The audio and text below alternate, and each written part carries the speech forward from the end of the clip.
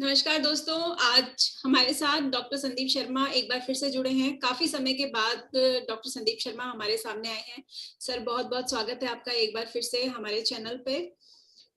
नमस्कार। Thank you everyone and welcome to everyone for another video. Thank you Tanya ma'am for inviting me to express my views on some of the latest very important topic which may help the patient to treat their disease and get the out of disease from their life. जी sir, एक बहुत common problem है, आजकल बहुत ज्यादा हो रही है लोगों में, खास करके अर्बन सिटीज में ये प्रॉब्लम बहुत ज्यादा लोगों में देखी जाती है। तो मैंने सोचा कि आज हम इसी टॉपिक पे बात करते हैं। आज मेरा जो टॉपिक है वो है गैस्ट्रोकार्डियक सिंड्रोम, जो कि आजकल बहुत सारे लोगों में पाया जाता है। आई थिंक समवेयर उनका फूड हैबिट जो है वो काफी इसमें रोल प्ले करती है। तो हम आपसे जानना चाहेंगे सर, ये क्यों होता है, इसके क्या सिम्टम्स हैं और इसको कैसे लाइफस्टाइल से ट्रीट किया जा सकता है। ओके, तो आज जो टॉपिक पे अपन बात करने वाले हैं ये एक ऐसा टॉपिक है जो बहुत ही कम लोगों को पता है। इनफैक्ट बहुत कम डॉक्टर्स को पता है, ये बहुत ही लिटिल कि कैसे हमारा जो पेट है उसकी बीमारी या उसकी प्रॉब्लम कैसे हार्ट में उसके सिम्टम्स दिखने लगते हैं। मतलब पाल्पिटेशन, घबराहट छूटना, हार्ट बीट बढ़ जाना, एटोपिक बीट्स होना, ये पाल्पिटेशन मतलब हो सकता है हार्ट में कोई भी डिजीज ना हो, लेकिन आपको पेट की बीमारी के वजह से आपको ऐसा हार्ट में प्रॉब्लम आने लगता है, ऐसा लगता है कुछ हार्ट में प्रॉब्लम है। और जब आप कार्डियोलॉजिस्ट के पास जाते हैं तो वो सब चेक करके बोलते हैं इसमें तो कुछ है ही नहीं है, कोई प्रॉब्लम नहीं है हार्ट में। तो आज इसके बारे में थोड़ा डीप में समझेंगे। बहुत ही लिटिल नोन प्रॉब्लम है लेकिन होता बहुत ज्यादा है, सब बहुत सारे लोग इससे परेशान हैं।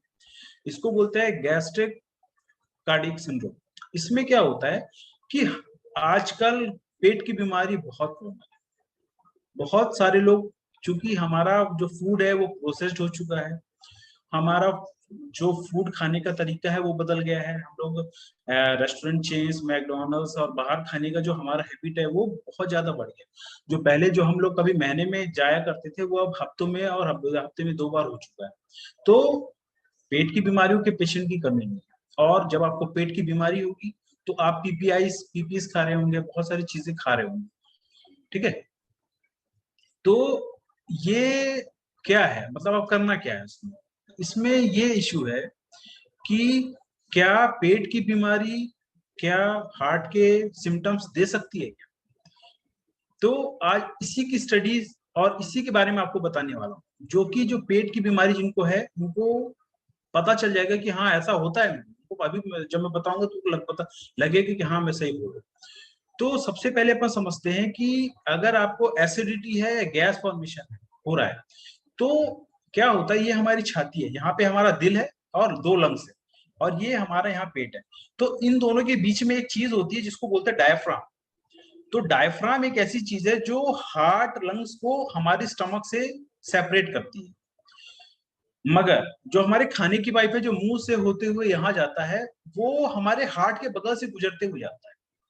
तो अगर वो हार्ट के बगल से गुजरते हुए जाता है तो अगर उसमें कुछ गड़बड़ी हो गई, उसमें कुछ हलचल होगी तो वो हार्ट में थोड़ा बहुत पुश करेगा। मतलब ये जो पाइप है ये आ रहा है और बगल में हार्ट है, अगर ये पाइप में कुछ होगा तो ये हार्ट को ऐसा पुश करेगा, तो हार्ट का पोजीशन चेंज हो सकता है। तो क्या होता है अगर आपको जीआरटी है, गर्ड है, तो आपका क्या होगा, एसिड रिफ्लेक्स होगा। एसिड बार बार आएगा तो आपका फूड पाइप कॉन्ट्रैक्ट रिलैक्स होगा, तो हार्ट पे क्या करेगा, थोड़ा थोड़ा ऐसा धक्का मारेगा। उसके वजह से हार्ट का पोजीशन चेंज होगा, इसके वजह से आपकी हार्ट बीट बढ़ सकती है। लेकिन जब आप कार्डियोलॉजिस्ट के पास जाएंगे, हार्ट चेक कराने डॉक्टर के पास, तो बोलेगा इसमें तो कुछ भी नहीं दिख रहा है। तो ऐसे लोग जिनको खाना खाने के बाद उनको घबराहट छूटने लगती है या फिर पल्पिटेशन होने लगता है, ये उसी का नतीजा है। इसको कोई कनेक्ट नहीं कर पा रहा है कि ऐसा है, हो भी सकता है, पहला। दूसरा एक और स्ट्रक्चर गड़बड़ हो सकता है। अगर आपके पेट में गैस बहुत बन रहा है तो एक होता है हाइटियस हर्निया।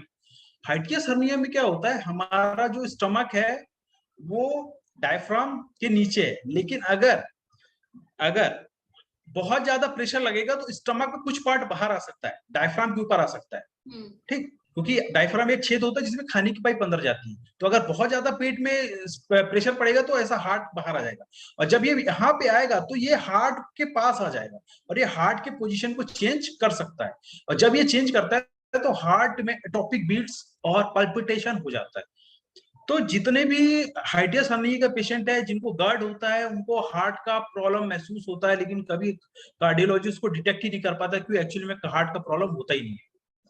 ये हो गया। दूसरा एक चीज और समझना पड़ेगा अपने को कि जो नस है, जो नर्व्स, जो हमारे ब्रेन से हार्ट को कंट्रोल करने वाली जो नस आई है और जो पेट को कंट्रोल करने वाली नस आई है वो एक ही नस है जिसको बोलते हैं वेगस नर्व। वेगस नर्व जो है वो हमारे हार्ट को और पेट को सप्लाई करती है। तो आप ये समझिए बिजली की तार जो है एक ही है, अगर यहाँ कुछ गड़बड़ होगा तो वो हार्ट में उसका इफेक्ट दिखने लगेगा। तो ये कोइंसिडेंस की बात है कि नस की सप्लाई एक ही है, तो मतलब अगर हार्ट में कुछ गड़बड़ है हो रही है तो पेट में सेंसेशन हो सकता है, अगर पेट में कुछ गड़बड़ी है तो उसका असर आपको हार्ट में दिख सकता है, आपको पल्पिटेशन, घबराहट छूटना, दिल की धड़कन बढ़ जाना, ये सब चीजें होती है। मगर ये बहुत कम लोग इसकी स्टडीज किए हुए। इसका एक रिसर्च पेपर है जो 1997 में पब्लिश हुआ था। उसमें क्या हुआ था, डॉक्टर्स ने एक दिया कि अगर आप राइट हैंड साइड सोते हैं, राइट हैंड की तरफ अपना करवट लेके सोते हैं तो वेगस नर्व एक्टिवेट हो जाती है और उन लोगों को घबराहट छूटने लग जाती है। लेफ्ट हैंड वालों में कम होती है, लेकिन खत्म नहीं होती, कम होती है। और अगर आप सीधा लेटते हैं पूरे अपने पीठ के बल तो कम होती है। तो इसका मतलब ये नहीं कि आप अपना करवट बदल के अपनी बीमारी ठीक कर लेंगे, ये सिर्फ एक आइडिया दे रहा है कि वेगस नर्व के गड़बड़ी से आपको प्रॉब्लम हो सकती है। तो अगर आपको रात को बहुत घबराहट हो रहा है तो एक बार आप करवट बदल के देखिए, हो सकता है शायद थोड़े बहुत रिलीफ मिल जाए। तो अब आते हैं कि मतलब अब करना क्या है इसका, बीमारी तो समझ में आ गई, ऐसा हो रहा है, क्लियर तो हो गया, लेकिन अब करना क्या है। तो आपको कार्डियोलॉजिस्ट कोई मदद नहीं कर सकता, आपको आपका स्टमक जो एसिडिटी, जो हर्निया है, हाइटियस हर्निया है, और जो पेट की बीमारी है, जब तक उसको सॉल्व नहीं करेंगे तो ये जो रिस्पॉन्स है ऐसा होता ही रहेगा।